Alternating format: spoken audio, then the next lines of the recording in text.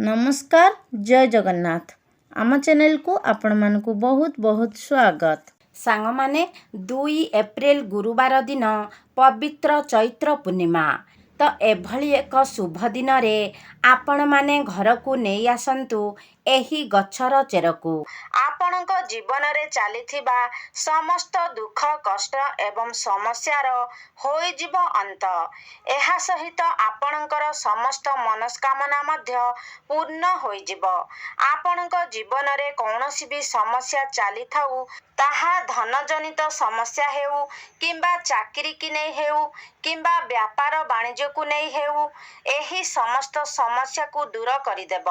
एही गछर चेर अनेक प्रकारर रोग व्याधिरु मध्य एहा आपणकु रक्षा करिथाए। सेथिपाई आपण माने भिडियोटी को स्किप न करी शेष पर्यंत निश्चय देखंतु। तेबे सांग माने भिडियोटी को देखिबा पूर्वरु चैनल टी को सब्सक्राइब करी भिडियो को गोटे लाइक निहाती करी दियंतु एवं कमेंट बॉक्स रे भक्ति और श्रद्धार सहित जय मां लक्ष्मी निश्चय लिखंतु। तेबे सांग माने एही गछटी सहित आपण माने समस्ते भल भाबरे परिचित हेबे एवं एही गछटी को साधारण गछ भाबी एहाकू आपण अणदेखा मध्य करी देइथिबे। एमिति कि जदि आपणकर घर पाखरे एही गछ उठिथिबो तेबे आपण एही गछ को अनाबना गछ भाबी उपाड़ी की फोपाड़ी मध्य देइथिबे। तेबे सांग माने आपण माने जानी रखिबा उचित जे एहा कोनोसी अनाबना गछ नुहे।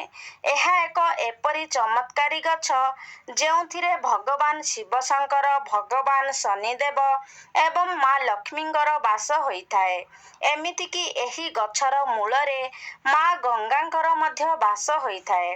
तेबे आपण जदि एही गछर तांत्रिक एवं आयुर्वेदिक गुण विषय रे जानिबे तेबे आपणक पाई मध्य एही गछटी अत्यंत मूल्यवान होई जिवो एवं एही गछटी को आपण मध्य निजर दिनचर्चा रे व्यवहार करिबाकू लागिबे। जदि आपण निज जीवन रे दुख दरिद्रता कष्ट एवं अनेक गुड़िए समस्या पाई चिंतित अछंती तेबे एही गछर व्यवहार करी आपण ए समस्त समस्या रु मुक्ति पाई परिबे।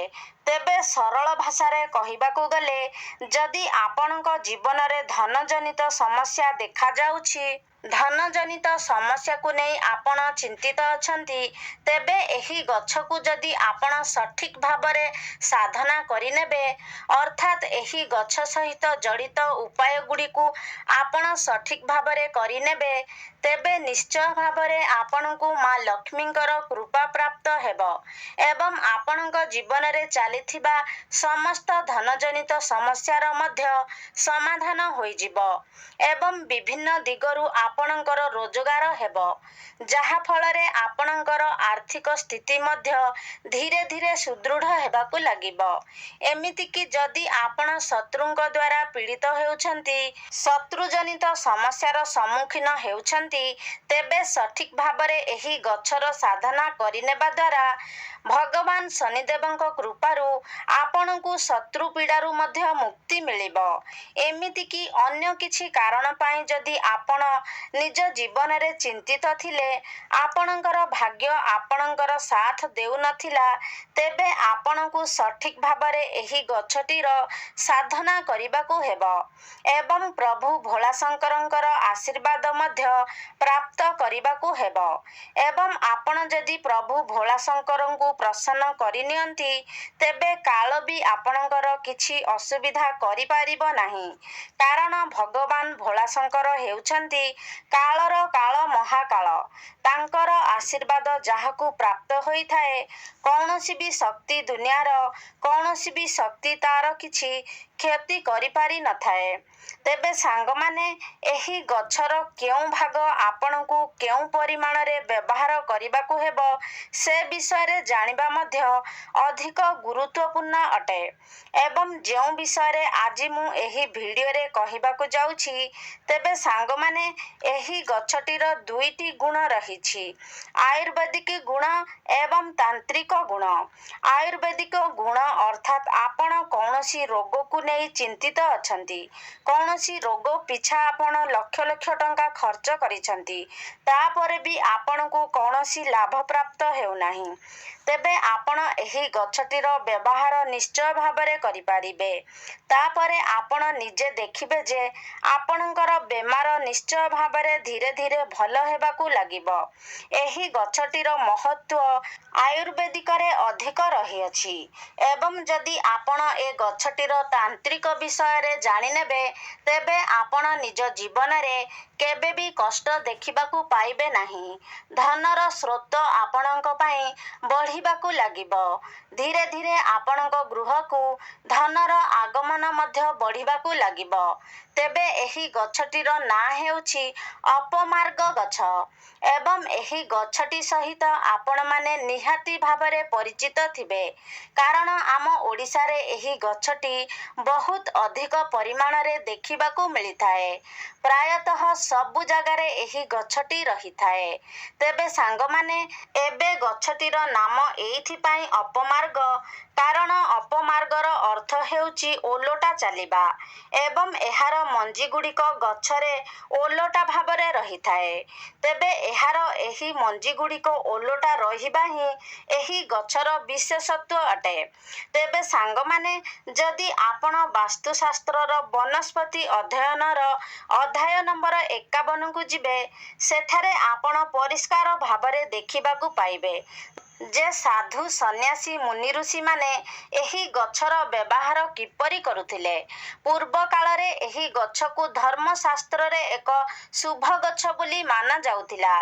ଏପରି ମଧ୍ୟ ମାନାଯାଉଥିଲା ଯେ ଏହି ଗଛର ବ୍ୟବହାର କରି ଆପଣ ନିଜ ଶରୀରରେ ପୁଷ୍ଟିସାରର ସନ୍ତୁଳନକୁ ମଧ୍ୟ ରକ୍ଷା କରିପାରିବେ। ତେବେ ପୂର୍ବ କାଳରେ ଯେତେବେଳେ ମୁନି ଋଷିମାନେ ମାସ ମାସ ଧରି ଭଗବାନଙ୍କୁ ତପସ୍ୟା କରୁଥିଲେ, ଭଗବାନଙ୍କ ଆରାଧନାରେ ଲୀନ ରହୁଥିଲେ, ସେତେବେଳେ ସେମାନେ ଏହି ଗଛର ମଞ୍ଜିର ଖେଚୁଡ଼ି କିମ୍ବା କ୍ଷୀରି ବନାଇ ଖାଉଥିଲେ, ଯାହା ଫଳରେ 10 ଦିନ ପର୍ଯ୍ୟନ୍ତ ସେମାନଙ୍କୁ ଭୋକ ଶୋଷ ଲାଗୁନଥିଲା। ସେଥିପାଇଁ ପୂର୍ବ କାଳରେ ମୁନି ଋଷିମାନେ ଏହି ଗଛକୁ ସର୍ବଦା ପାଖରେ ରଖୁଥିଲେ ଏବଂ ଏହାର ମଞ୍ଜିର ବ୍ୟବହାର ମଧ୍ୟ କରୁଥିଲେ। ଏହା ଏକ ଚମତ୍କାରୀ ଗଛ ଅଟେ, କାରଣ ଏହା ଉପରେ ଅମୃତର କିଛି ବୁନ୍ଦା ମଧ୍ୟ ପଡ଼ିଥିଲା, କାରଣ ଯେତେବେଳେ ସମୁଦ୍ରର ମନ୍ଥନ ହେଇଥିଲା ଏବଂ ଏହି ଅମୃତଟି ଧରାପୃଷ୍ଠକୁ ଆସିଥିଲା, ସେତେବେଳେ ଏହି ଅପମାର୍ଗ ଗଛଟି ଉପରେ କିଛି ବୁନ୍ଦା ଅମୃତ ପଡ଼ିଯାଇଥିଲା, ଯାହା ଫଳରେ କି ଏହାର ମୂଳରେ ମା ଗଙ୍ଗାଙ୍କର ବାସ ହୋଇଥାଏ।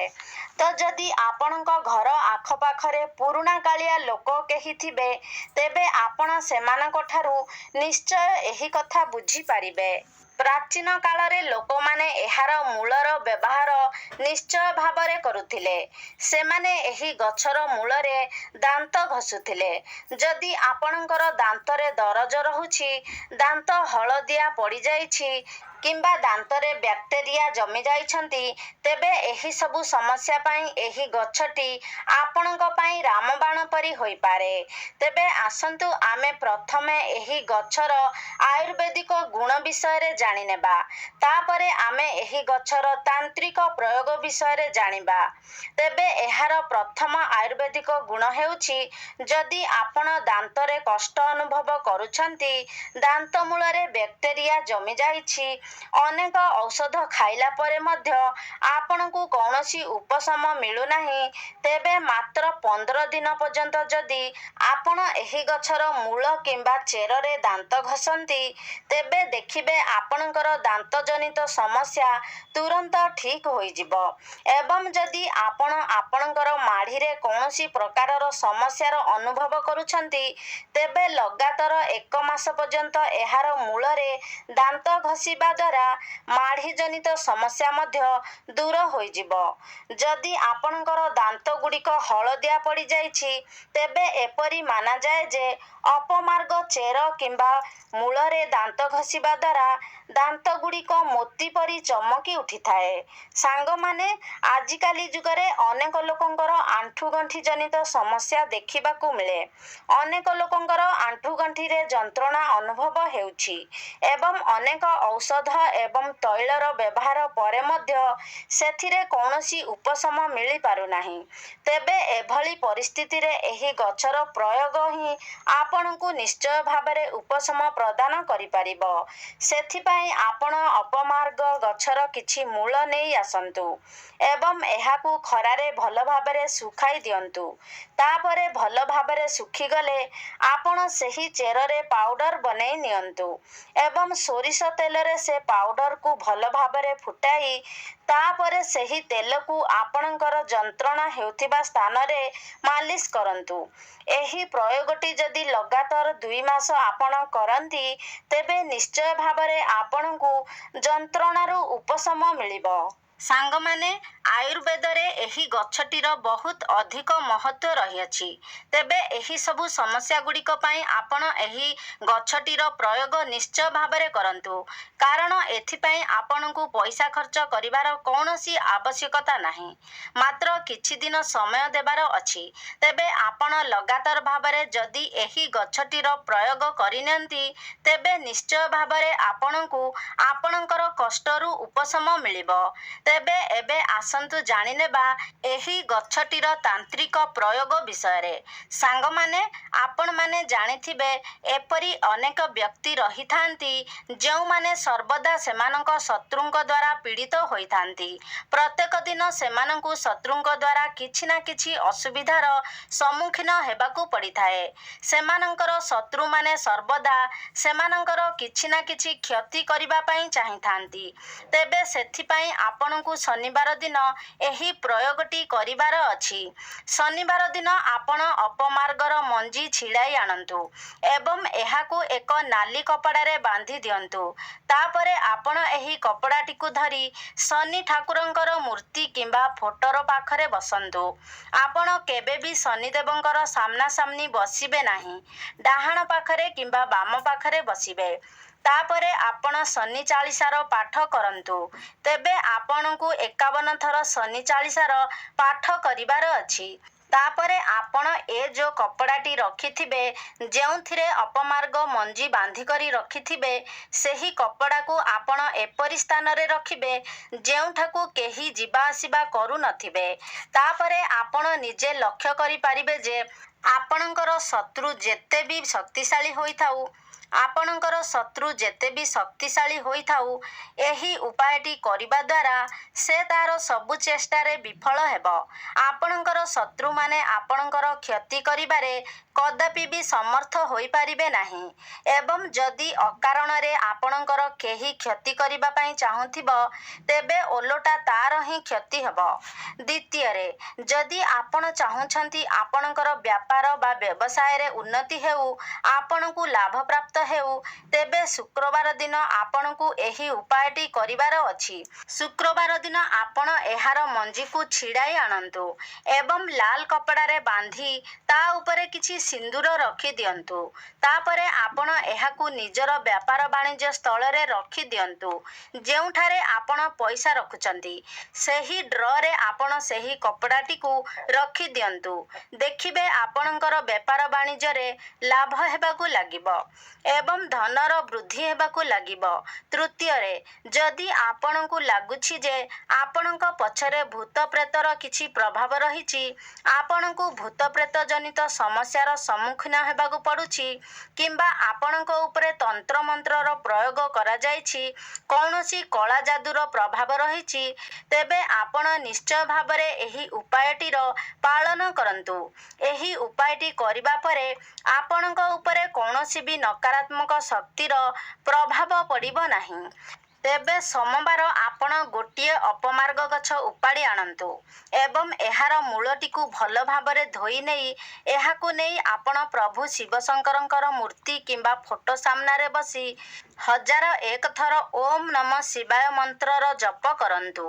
ତାପରେ ଗୋଟିଏ ରୂପାର ତାବିଜରେ ଏହାର ଚେରକୁ ପୂରାଇ ଆପଣ ନିଜ ଗଳାରେ ଏହି ତାବିଜକୁ ଧାରଣ କରନ୍ତୁ। ଆପଣ ନିଜେ ଦେଖିବେ ଯେ ଯେତେ ବି ନକାରାତ୍ମକ ଶକ୍ତି ହେଉ, ଯେତେ ବଡ଼ ବି କଳା ଯାଦୁର ପ୍ରୟୋଗ ହେଇଥାଉ ଆପଣଙ୍କ ଉପରେ ଏହାର ପ୍ରଭାବ କିଛି ବି ପଡ଼ିବ ନାହିଁ। ଚତୁର୍ଥ ଉପାୟଟି, ଯଦି ଆପଣ ସମାଜରେ ନିଜର ମାନ ସମ୍ମାନ ପଦପ୍ରତିଷ୍ଠା ବୃଦ୍ଧି କରିବା ପାଇଁ ଚାହୁଁଛନ୍ତି, ତେବେ ଏହି ଉପାୟଟି ନିଶ୍ଚୟ ଭାବରେ ଆପଣଙ୍କ ପାଇଁ ଫଳପ୍ରଦ ହେବ। ତେବେ ଆପଣମାନେ ନିଶ୍ଚିନ୍ତ ଭାବରେ ଜାଣିଛନ୍ତି ଯେ ମଙ୍ଗଳବାରଟି ପ୍ରଭୁ ହନୁମାନଙ୍କୁ ସମର୍ପିତ ଅଟେ। ତେବେ ମଙ୍ଗଳବାର ଦିନ ଆପଣ ଏହି ଗଛକୁ ଉପାଡ଼ି ଆଣନ୍ତୁ ଏବଂ ଏହାର ଚେରକୁ ଭଲ ଭାବରେ ଧୋଇ ଶୁଖାଇ ଦିଅନ୍ତୁ। ତାପରେ ଆପଣ ଏହି ଚେରର ଏକ ପାଉଡର ବନାଇ ରଖିଦିଅନ୍ତୁ ଏବଂ ଆପଣ ଯେଉଁ ବି ତିଳକ ମଥାରେ ଲଗାଉଛନ୍ତି, ସେହି ତିଳକରେ ଆପଣ ଏହି ପାଉଡର ଗୋଟେ ଚୁଟକି ମିଶାଇକି ତିଳକ କରିକି ଲଗାନ୍ତୁ। ଦେଖିବେ ଆପଣ ଯଦି କୌଣସି ଇଣ୍ଟରଭ୍ୟୁ ଦେବା ପାଇଁ ଯାଉଛନ୍ତି, ନିଜର ବିଜନେସ୍କୁ ନେଇ କୌଣସି ମିଟିଂ କରିବା ପାଇଁ ଯାଉଛନ୍ତି, ତ ସେଥିରେ ନିଶ୍ଚିତ ଭାବରେ ଆପଣଙ୍କୁ ସଫଳତା ପ୍ରାପ୍ତ ହେବ। ଏହା ବ୍ୟତୀତ ଏହାକୁ ତିଳକ କରି ମଥାରେ ଲଗାଇବା ଦ୍ୱାରା ଆପଣଙ୍କ କୁଣ୍ଡଳୀରେ ମଙ୍ଗଳଙ୍କର ସ୍ଥିତି ମଧ୍ୟ ମଜବୁତ ହୋଇଥାଏ। ତେବେ ସାଙ୍ଗମାନେ, ଉପାୟଗୁଡ଼ିକ ଅତ୍ୟନ୍ତ ସହଜ ଅଟେ। ଆପଣ ଯଦି ନିଜର କିଛି ସମୟ ବାହାର କରି ବିଶ୍ୱାସର ସହିତ ଏହି ଉପାୟଗୁଡ଼ିକର ପାଳନ କରନ୍ତି, ତେବେ ଦେଖିବେ ନିଶ୍ଚୟ ଭାବରେ ଆପଣଙ୍କୁ ଏହାର ଲାଭ ପ୍ରାପ୍ତ ହେବ। ତେବେ ସାଙ୍ଗମାନେ, ଆଶା କରୁଛି ଆଜିର ଭିଡ଼ିଓଟି ଆପଣମାନଙ୍କୁ ନିଶ୍ଚିତ ଭାବରେ ଭଲ ଲାଗିଥିବ। ଯଦି ଭଲ ଲାଗିଛି ତାହେଲେ ଲାଇକ୍ କରନ୍ତୁ, ସେୟାର କରନ୍ତୁ। ଆମ ଚ୍ୟାନେଲକୁ ଯଦି ସବସ୍କ୍ରାଇବ୍ କରିନାହାନ୍ତି ତାହେଲେ ସବସ୍କ୍ରାଇବ୍ କରିଦିଅନ୍ତୁ ଏବଂ କମେଣ୍ଟ ବକ୍ସରେ ଭକ୍ତି ଓ ଶ୍ରଦ୍ଧାର ସହିତ ଜୟ ମା ଲକ୍ଷ୍ମୀ ନିଶ୍ଚୟ ଲେଖନ୍ତୁ।